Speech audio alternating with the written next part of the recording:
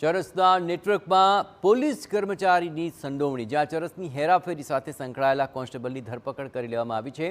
નરોડામાંથી ઝડપાયેલા ચરસ મામલે તપાસમાં આ ઘટસ્ફોટ થયો। રૂપિયા 4,73,000ની કિંમતના ઝડપાયેલા ચરસના કેસની આ તપાસ છે। પોલીસ કોન્સ્ટેબલ શૈલેષસિંહ ચૌહાણની ધરપકડ કરવામાં આવી છે। આરોપી કોન્સ્ટેબલ છેલ્લા 7 વર્ષથી પોલીસ વિભાગમાં ફરજ બજાવે છે। પોલીસકર્મી શૈલેષસિંહે પોતાનો બચાવ કરતા આરોપીએ તેનું ખોટું નામ આપ્યું હોવાનું જણાવ્યું છે। ચરસનો જથ્થો પોતે નથી આપ્યો તેવું રટણ કર્યું, પરંતુ એસઓજી દ્વારા પુરાવાના આધારે તેની સામે ગુનો નોંધી કાર્યવાહી કરી છે।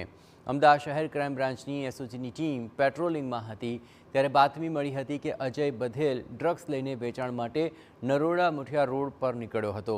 બાતમીના આધારે પોલીસે તાત્કાલિક રેડ કરી અને ચરસના 5 પાર્સલ મળી આવ્યા હતા। એસઓજી ચરસ પેડલર તરીકે કામ કરતા પોલીસ કોન્સ્ટેબલ શૈલેષસિંહ ચૌહાણની પણ આ મામલે ધરપકડ કરી છે।